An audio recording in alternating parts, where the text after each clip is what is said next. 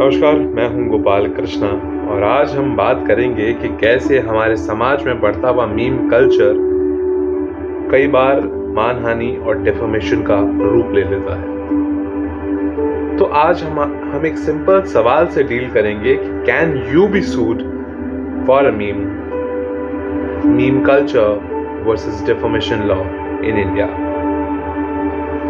आपने देखा होगा कि जरा सोचिए कि आपने एक फनी सा मीम बनाया या आपके किसी दोस्त ने बनाया, वो वायरल हो गया और अगले दिन कोर्ट का नोटिस मिल गया। मीम कल्चर आजकल सब जगह है, इंस्टाग्राम पर, ट्विटर पर, व्हाट्सएप पर। लेकिन क्या आपको पता है मीम बनाना कब कानूनी परेशानी बन सकता है? तो आज हम इसी बारे में बात करेंगे, मूलतः 3 सवालों के ऊपर। पहला कि क्या मीम बनाने पर केस हो सकता है। दूसरा, मीम और डिफेमेशन लॉ का कनेक्शन क्या है। और तीसरा, कौन सा कानून लगते हैं। हालांकि मैं आपको शॉर्ट में बता दूं, यहीं पे BNS, IT एक्ट और प्राइवेसी लॉ लगते हैं। आगे हम इसे डिटेल में चर्चा करेंगे। तो सबसे पहले समझते हैं मीम कल्चर आज का नया सटायर। आज के डेट में जो विजुअल जोक्स होते हैं, सटायर होते हैं, कमेंट होते हैं समाज के ऊपर, उसे मीम बोला जाता है। और ये हम जैसे युवाओं के लिए यूज का सबसे कॉमन मोड ऑफ एक्सप्रेशन बन गया है। चाहे अब वो पॉलिटिक्स से रिलेटेड हो, फिल्म से रिलेटेड हो, किसी फिल्मी सितारे से रिलेटेड हो, किसी अध्यापक के बारे में हो, पुलिस के बारे में हो, सिस्टम के बारे में हो, किसी के बारे में भी हर सब्जेक्ट पर मीम बन ही जाता है। बट इससे फ्रीडम ऑफ एक्सप्रेशन का भी एक लिमिट होता है।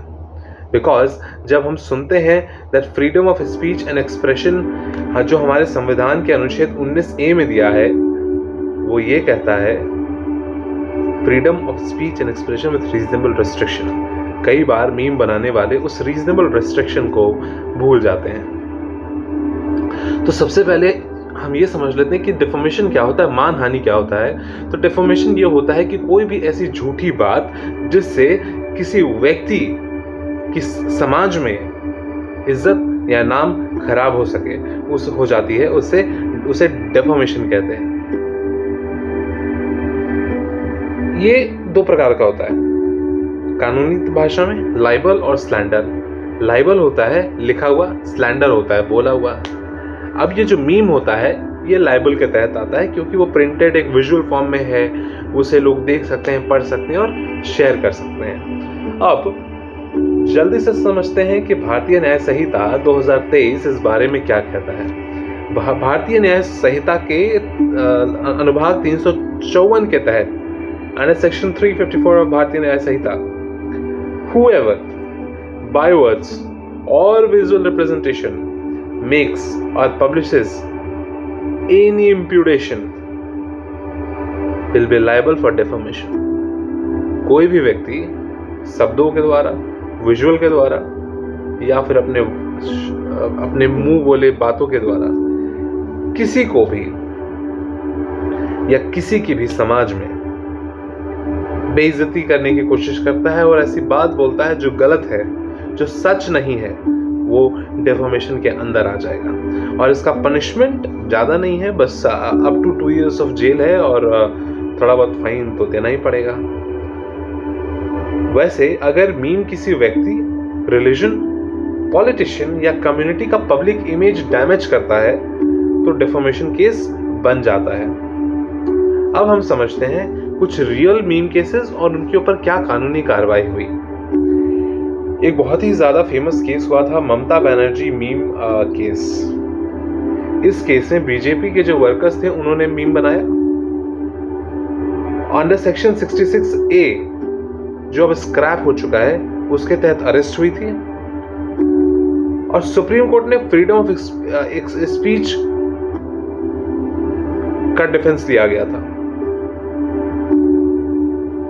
दूसरा केस है इंस्टाग्राम मीम पेज, जहां पे एक ट्रोल माला होती है। वहां पर प्राइवेट इंडिविजुअल्स पर पर्सनल अटैक किया जाता है। इस केस में भी एफआईआर दर्ज हुआ किसके तहत? डिफेमेशन और आईटी एक्ट के तहत। लेकिन फिर इस केस में, इन दोनों केसेस में कोर्ट ने बोला कि सटायर अलाउड है लेकिन पर्सनल अटैक अलाउड नहीं है, और ये रीजनेबल रिस्ट्रिक्शन के अंदर आता है। अब हम बात करते हैं आईटी एक्ट के बारे में और ऑनलाइन मीम्स के बारे में। आईटी एक्ट जो 2000 का है उसमें डिजिटल कंटेंट के लिए अप्लाई होता है। इसमें जो रेलेवेंट सेक्शन है वो है सेक्शन 66D, जो बात करता है कि आप कंप्यूटर के माध्यम से इम्पर्सोनाइजेशन करते हैं। सेक्शन 67 बोलता है ऑब्सीन और सेक्सुअली एक्सप्लिसिट कंटेंट, कोई ऐसा कंटेंट, कोई ऐसा विजुअल जिसमें बहुत ज़्यादा सेक्सुअल चीज़ें हैं। और सेक्शन 72 ब्रीच ऑफ प्राइवेसी, अगर आज आप मेरे ऊपर एक मीम बना देते हैं तो वो मेरी प्राइवेसी का हनन है, and that you will be punishable under section 72 of IT Act। तो अगर मीम किसी की कंसेंट के बिना उसकी इमेज या पर्सनल कंटेंट दिखाता है तो प्राइवेसी लॉ का तो केस बन सकता है निश्चित तौर पर। जैसे कुछ एग्जांपल के लिए ले लीजिए deepfake case, deepfake memes, morphed images, ये सब बहुत सीरियस ऑफेंसेस हैं। अगर आपने व्हाट्सएप फॉरवर्ड भी करा तो भी आप अबेटमेंट के लिए लायबल तो होंगे ही, ठीक है। अब जो हमारा इस वीडियो का टाइटल है, कैन यू बी सूड, तो इसका सिंपल सा जवाब है जी हाँ। अगर मीम किसी पर्टिकुलर इंडिविजुअल, उसके नाम और उसके फोटो के साथ टारगेट हुआ था, मीम जो है वो स्प्रेड हुआ फॉल्स फैक्ट्स और मैलिशियस कंटेंट के साथ, और मीम जो है वो एक सेक्सुअल, ऑब्सीन या फिर कम्युनल चीज़ें उसमें इन्वॉल्व है, या फिर मीम जो है वो इस इंटेंशन से शेयर किया गया है कि इसकी तो बेइज्जती इससे हो ही जाएगी, ये बात जानते हुए कि ये जो मीम कंटेंट है ये झूठा है। इसमें सबसे इंपॉर्टेंट जो लीगल कॉन्सेप्ट लगता है वो लगता है मेंस रिया का, इंटेंशन का, क्योंकि इंटेंशन हर चीज में मैटर करता है। आप वो लाइफ में क्या किसी भी पहलू में देख लें, इंटेंशन मैटर करता है। और इवन अगर आप कह रहे हैं कि मैंने सब बनाया नहीं है लेकिन मैं इसे शेयर कर रहा हूं, तो भी आप सिविल डेफेमेशन के लिए ही लायबल होंगे। तो defamation is always equal to civil और क्रिमिनल लाइबिलिटी। सिविल लाइबिलिटी में आपको आमतौर पर डैमेज या मनी देना पड़ता है, डैमेजेस या पैसा, जो दोनों बात एक है, और क्रिमिनल में आपको फाइन या उसके अलावा आपको जेल भी हो सकती है। तो अब समझ लेते हैं, जब ये सब हो रहा है तो हमारा freedom of speech and expression क्या। तो मैं आपको बता दूं, हमारा अगर आप जो मीम बना रहे हैं उसमें भी एक सेफ्टी रीजन होता है कि हम इन क्षेत्रों में बना सकते हैं।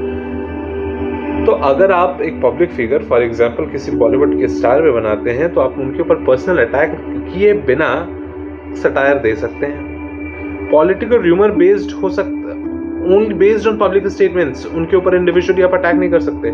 और general sarcasm without naming individuals, आजकल ये चला ना, हमारे एक ऐसे हैं, कमेंट में नाम गेस करके बताइए, नहीं कर सकते आप, यही तक कर सकते हैं आप। उसके अलावा फिर आप किसी का नाम ले लिए ना तो फिर आईटी एक्ट आएगा पीछे से। तो क्या नहीं अलाउड है? किसी का कैरेक्टर वहाँ पे असैसिनेट करना, किसी का नाम उछालना, किसी का प्राइवेट चैट या इमेज क्लिक करना, रिलीजियस और कम्युनल मीम्स के बारे में बात करना, और किसी को डिफेम करना अपने पर्सनल फायदे के लिए। तो इसका सिंपल सा चीज़ क्या है, लीगल सेफ्टी क्या होता है इसके अंदर? इसके अंदर होता है कि आप जब भी मीम बनाएं तो डिस्क्लेमर यूज़ कर दें, किसी का नाम इस्तेमाल ना करें, कोई ऑब्सीन, कम्युनल या सेक्सुअल कंटेंट ना डालें, और अपने अधिकारों को जानें और दूसरों की इज्जत करें, और इस भ्रम से निकल जाएं कि फ्रीडम ऑफ स्पीच जो है is not equal to freedom to defame. ठीक है, ये बात जान लें। अगर आपको ऐसा लगता है कि मेरा तो ये अधिकार है, मैं किसी को डिफेम कर दूंगा, तो आप गलत हैं। इसीलिए मीम बनाते वक्त या मीम शेयर करते वक्त हमें सिर्फ फनी होने का नहीं, लीगली अवेयर होने का भी ख्याल रखना चाहिए। मीम पावर है, लेकिन पावर के साथ रिस्पॉन्सिबिलिटी भी आती है। तो क्या आपको भी लगता है डिफेमेशन लॉ स्ट्रिक्ट है? अगर आपको ऐसा लगता है तो कमेंट करके ज़रूर बताइए। अगर आपको ये वीडियो अच्छा लगा तो अपने दोस्तों को शेयर कीजिए, और आप भी कमेंट करके ज़रूर बताइए कि मैं और कैसे इम्प्रूव कर सकता हूँ, क्योंकि मैं एक नया कंटेंट क्रिएटर हूँ और मैं आगे बढ़ने की कोशिश कर रहा हूँ। तो मैं आपके कमेंट का इंतज़ार करूँगा और आशा करता हूँ आपको ये वीडियो अच्छी लगी। धन्यवाद।